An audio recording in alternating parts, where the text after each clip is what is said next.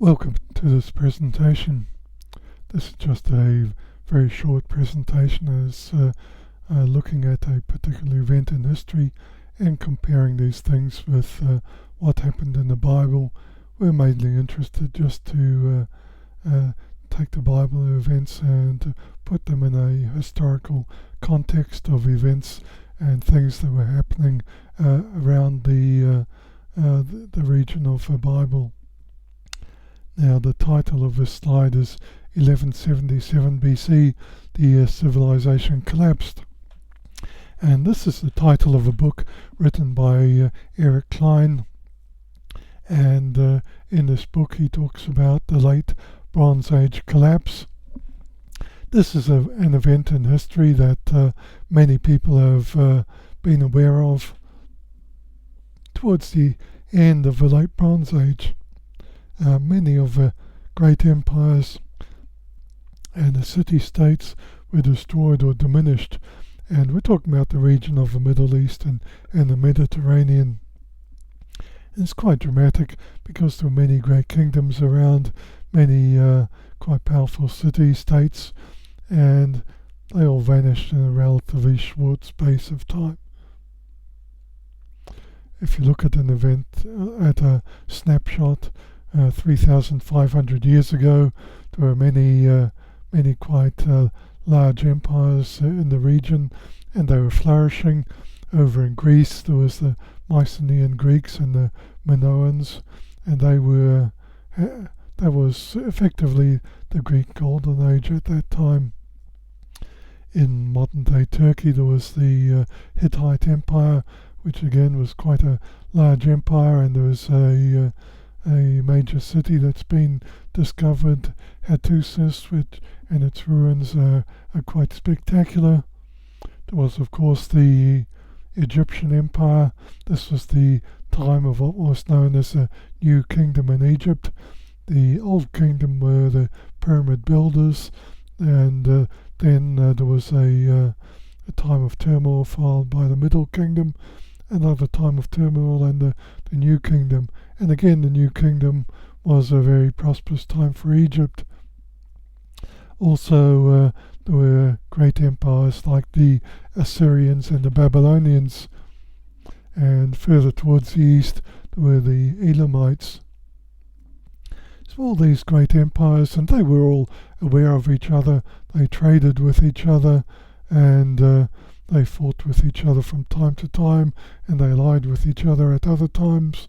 So there was a complex interrelationship between all of these, but on the whole, this is quite a good time to live if you're living in ancient times.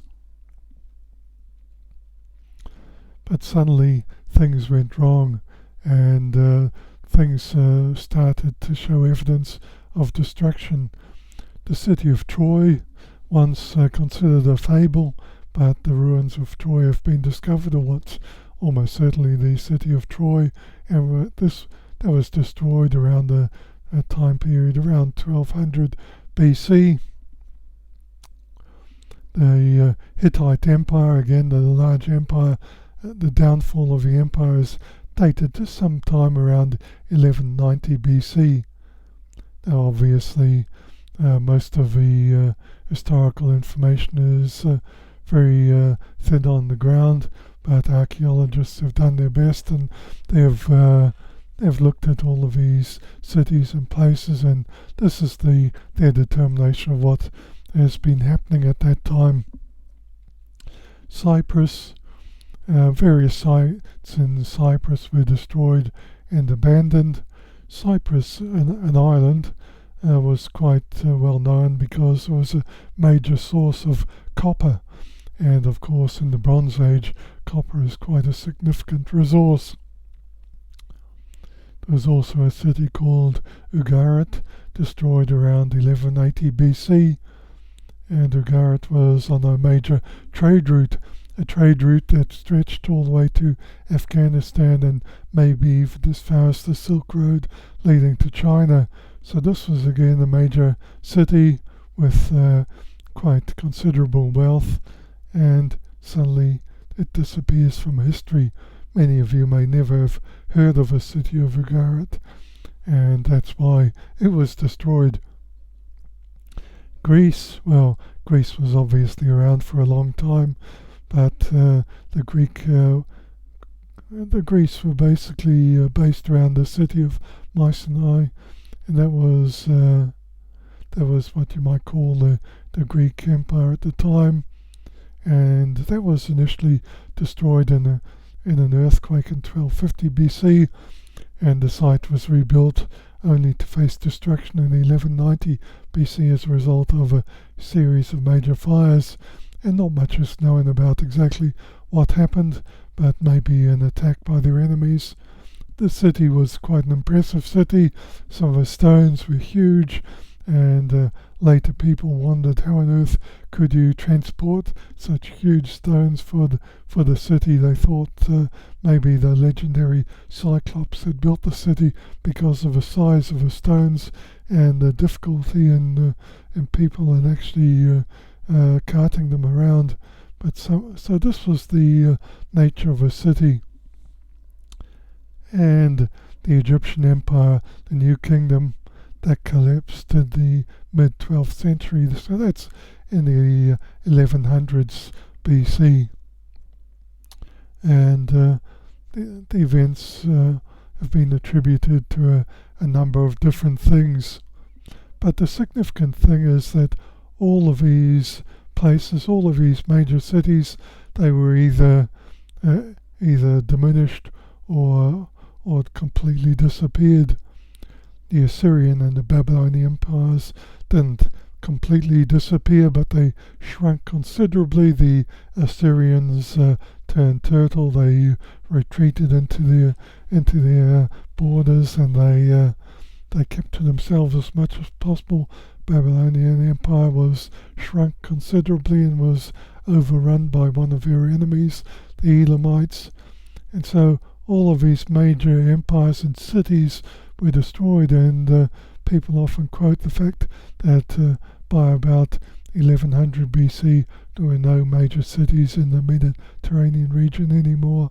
They were all gone, all destroyed, either by internal conflict or by wars or some other catastrophe. Could even be earthquakes or other things, but obviously fire played a major role in some of them, indicating assault by enemy forces or internal revolts. And the possible contributors to the collapse, and this has been a major source of discussion among the historians who talk about these times. Now, the first thing to mention was in this Icelandic eruption all the way back in the 1100s BC, and Iceland is often blamed for things that have gone wrong, but the Icelandic eruption throws off a lot of ash into the air, and that's got a major impact on the climatic conditions, and the end result, drought and an extended period of very dry weather. Now this continued all the way through for about 300 years in some parts of the Middle East, and other regions less than that, maybe 100 years, but it was quite severe, and drought is a significant thing in those times. Drought meant failure of crops. Failure of crops means no food, which means starvation and famine. There's no supermarket to go and get your food. The only food that there is growing in the fields, and if the crops fail, then it's a disaster. So what we're talking about here is an extended period of time of climate change, and it's had a catastrophic effect. Obviously in modern times we talk about climate change, and climate change is a very significant thing, because when it has happened in the past, and it has happened in the past in history, modern times it's probably driven by human effects, especially the effect of adding CO2 into the upper atmosphere, but there have been variations in climate all through history due to natural causes, And it's worth emphasizing that this has been catastrophic for the human population. And if you want to read more about that, you can look up the worst year in human history, 536 AD, and there are many good YouTube channels about discussing that, or YouTube videos talking about this late Bronze Age collapse, talking about the events that we're talking about here, and it's highly recommended to go and have a look at these if you like history. So a very difficult time suddenly has turned up after these hundreds of years of prosperity. Suddenly disaster is striking, disasters of all kinds. There are many examples of wars and uprisings, and obviously if you see archaeological sites with lots of arrowheads in the grounds and embedded in the walls and in skeletons, then you've got a pretty rough idea that there were wars and uprisings, and these things were quite significant. One of the things that's often mentioned and to a large extent blamed for a lot of collapse is the arrivals of sea peoples.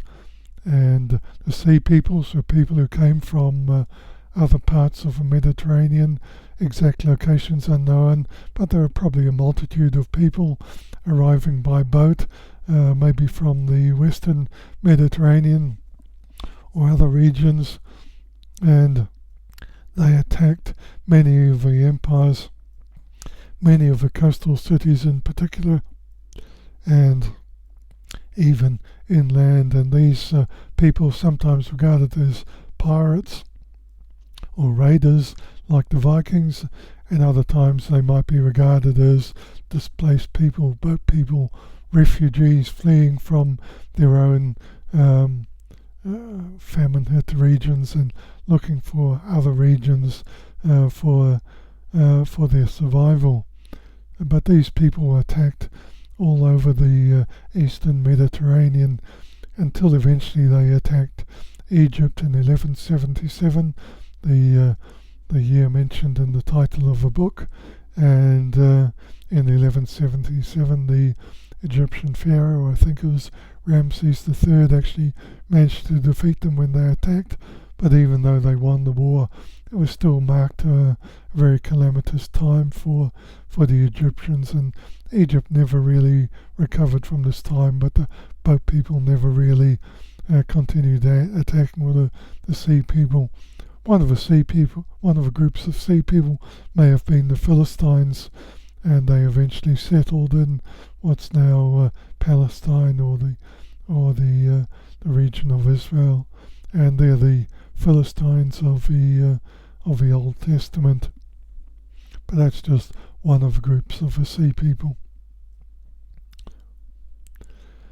Now another important thing to remember is that all of these different nations were trading with each other, and sometimes it's been suggested that there was a general systems collapse and the organization of the civilizations too intricate to re-establish peace-wise when disrupted, because all the trade routes were disappearing. Now, this was the Bronze Age, and obviously for the Bronze Age you need bronze, and bronze is an alloy of copper and tin. Now, 10 parts copper to 1 part tin. Copper appears in a few places in the Middle East, particularly in Cyprus. It's an important resource. Tin was a much more scarce resource, and most of the supplies came from Afghanistan, and so it travelled inland to the rest of the nations that were around. So any disruptions to the trade routes, and suddenly no copper, no tin, no bronze. Without the bronze, no weapons for your armies, no swords and shields, also no tools for your craftsmen, your farmers, or whatever else, because bronze was such an important commodity in those resources. Eventually people managed to switch to iron, but iron was a much more difficult metal to work with, and the technology to heat iron to the incredibly high temperatures needed to smelt iron, and also to add the right amount of carbon to make steel so that it's not brittle, was a significant advance. So that took time to develop. So all these nations trading with each other. It's not just the copper and the zinc. I guess the olive oil was an important resource that travelled around, not just for food, but also for oil, for lamps, etc. Timber obviously came from some regions. Egypt had a huge amount of food surplus that they could trade, but they had not much timber. So all of these nations were interdependent on each other for all the various things. And then there's all the luxury items as well that were traded, but not just luxury items. Many quite essential items were being traded among these various nations, and suddenly you get a disruption, and the organisation collapses, all the alliances collapse. Once the alliances go, suddenly other nations take the opportunity to attack. The Mycenaean Greeks were attacked by the Dorians, the Hittites were attacked by the Thracians, and the Babylonians attacked by the Elamites. So suddenly things start to fall apart in a big way. In addition to the drought and the famine and the sea peoples, all the internal conflicts as well, there is clear evidence for that. And when there's famine and drought, who do you blame? Your rulers. And suddenly you're very unhappy with those that are ruling, and probably the people who keep what's left of a grain for themselves. So sudden disaster strikes in a relatively short space of time, and this is what's known as the Bronze Age collapse. And people argue about exactly what's the significant contribution, but maybe many contributions all playing their part in the overall decline. And people have pointed out similarities to the current times, interdependence on trade routes throughout the world. All the nations are dependent on each other now for food, for resources of all kinds. Now it's worldwide, and you sort of worry what happens if these trade routes are too disrupted, either by wars or other effects, pandemics or whatever else, supply chain issues. Climate change played a big role in the effects in the late Bronze Age collapse, and climate change again is happening now. Climate change is a very slow moving thing. Don't attribute everything that happens in the climate today to global climate change, but climate change is real and taking place, and will be more catastrophic on the long-term scale, certainly over the 50 and 100 year time range. This is going to have a major impact. And also changes in weapons technology. In ancient times they changed from bronze to iron, and suddenly when iron weapons are available, they can create a lot more weapons, and different types of weapons, and different types of warfare. Things change, and obviously weapons technology has continued to change quite dramatically in modern times. We also see many displaced peoples through wars, civil wars, and climate change will also have a significant effect, especially when some nations or parts of the world become so hot that they're uninhabitable anymore. So people see similarities, and there are concerns about what might happen, and I guess there's a need for nations to work together to resolve the issues that are going to take place, or else similar things will happen. The choices for the modern age are for nations to work together, or to just fight each other and squabble for resources. So we just have to wait and see what happens. And again, we worry about the domino effect of what happens. Trouble in one nation will affect another nation, and that affects another and another, and another, just as a war in Ukraine affects food supplies that goes through other parts of the world, and oil supplies coming from Russia and other parts of the world. And so it's an interdependency that's significant. Now we should look at a few things of the Bible. Now there's not a lot in the Bible that we have to compare with, but just a note, in Ruth it talks about a famine in the land, and undoubtedly famine was not a rare occurrence, but famines aren't mentioned that often. Probably a minor famine is not something that even was worth noting, but this was something that was so significant, so it's written about. Now it came to pass in the days when the judges ruled that there was a famine in the land, and a certain man of Bethlehem, Judea, went to sojourn in the country of Moab, he and his wife and his 2 sons. And the exact date is not known, but from the context and from the fact that Ruth eventually married Boaz, who became the father of Jesse, father of David, we can guess that if this was the time of a judge, it was probably the time of Eli, which places the date at around 1150 BC. And again, this is the time when we know was this massive climatic catastrophe taking place. In the Dead Sea region, people have actually measured these things. They've measured many of the things. It's quite impressive the way that they can study these things, including things looking at pollen levels and other things. But they looked at the Dead Sea region, and levels of water height dropped by more than 50 meters. According to the geography of that region, for water levels to drop so dramatically, the amount of rain the surrounding mountains got were dismal. So again, a very severe drought. There's a brief mention of the Hittites in 1 Kings chapter 10. Now, this is a time considerably after the Bronze Age collapse. It says here, in a chariot came up and went out of Egypt for 600 shekels of silver, and an horse for 150. So for all the kings of the Hittites and for the kings of Syria did they bring them out by their means. And the interesting note here, it talks about the kings of the Hittites. The Hittites were still around, but now the kings, that's plural. There was no one empire anymore. It had fragmented because it had been largely destroyed. And so all these minor kings were all that was left of the Hittite Empire.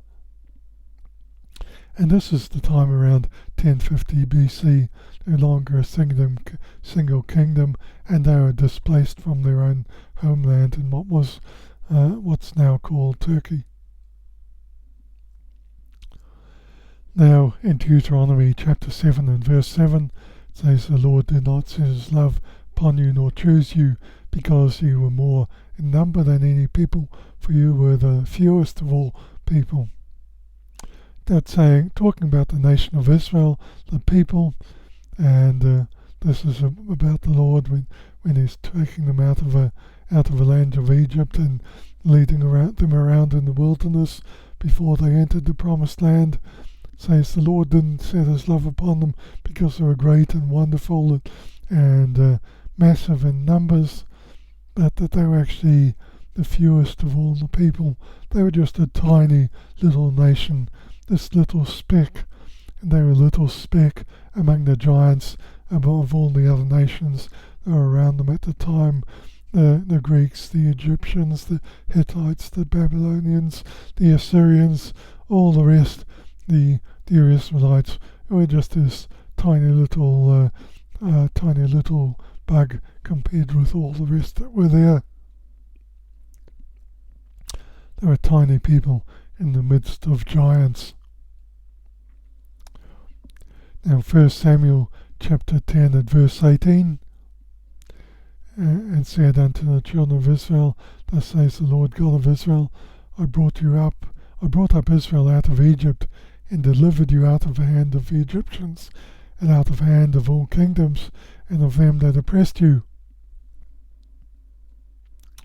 So they were delivered from all of the kingdoms that would oppress them. They were delivered and kept safe and protected from all these other kingdoms that could have swatted them like a fly.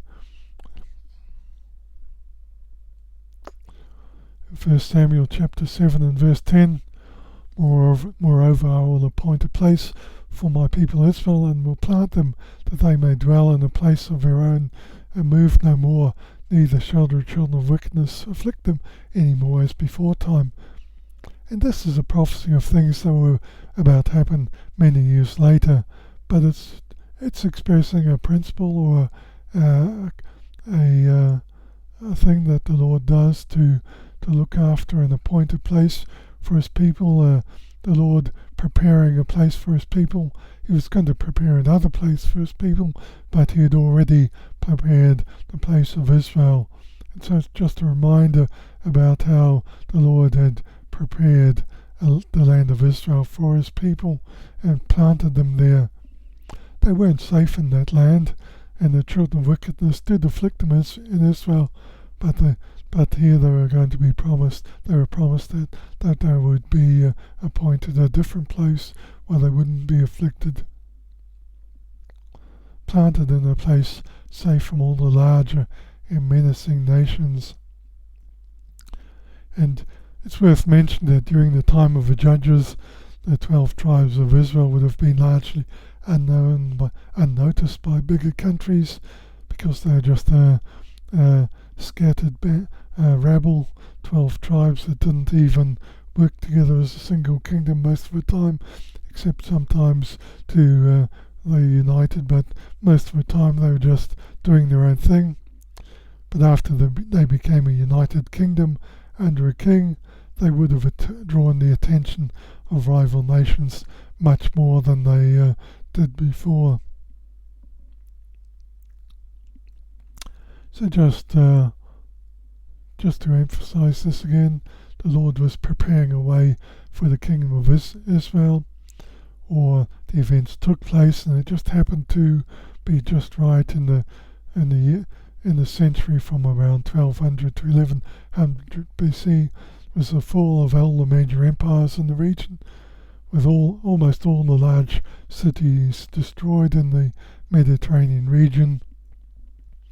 And that's one of the things that a lot of the archaeologists emphasize, just the way all the large cities disappear from the face of a map. It's quite dramatic. All of these empires gone, and a large vacuum, and suddenly this way is prepared for the kingdom of Israel. And according to my chronology, the 1095 BC was the start of King Saul's reign over Israel, and then 1055 King David, and 1016 the start of King Solomon's reign. And after King Solomon, the kingdom was divided into Israel and Judah. So all of these things happened, and it's as if all of the things coincided to exactly work out for the benefit of the kingdom of Israel. And Deuteronomy chapter 28 and verse 7, the whole chapter has got a lot of blessings about how the Lord would bless Israel. The Lord shall cause thine enemies that rise up against thee to be smitten before thy face. They shall come out against thee one way, and flee before thee 7 ways. The Lord shall command the blessings upon thee in thy storehouse, and all that thou settest thine hand unto, and he shall bless thee in the land which the Lord thy God giveth thee. And again a promise of blessing, no more famine and drought, they'd be blessed. And again that happened when they, in the time of the kings in particular. And we need to remember about the New Testament promises also, that sort of are parallel to the Old Testament blessing when Jesus said to his disciples in John chapter 14, "Let not your heart be troubled, ye believe in God, believe also in me. In my Father's house are many mansions. If it were not so, I would have told you. I go to prepare a place for you. And if I go and prepare a place for you, I will come again and receive you unto myself, that where I am, there you may be also. So in this New Testament, we also see this fantastic promise about God preparing a place for those that love Him. So again, promises for you, promises in the Old Testament came to pass, then we can have even more confidence that the promises in the New Testament were due to take place. So I'll end this presentation with these scriptures, but if you want to, you can look at a few more of the promises in the Deuteronomy 28 about the promises of blessing, and just a reminder of how the Lord is quite capable of blessing His people the way He chooses to. And we'll just leave it there.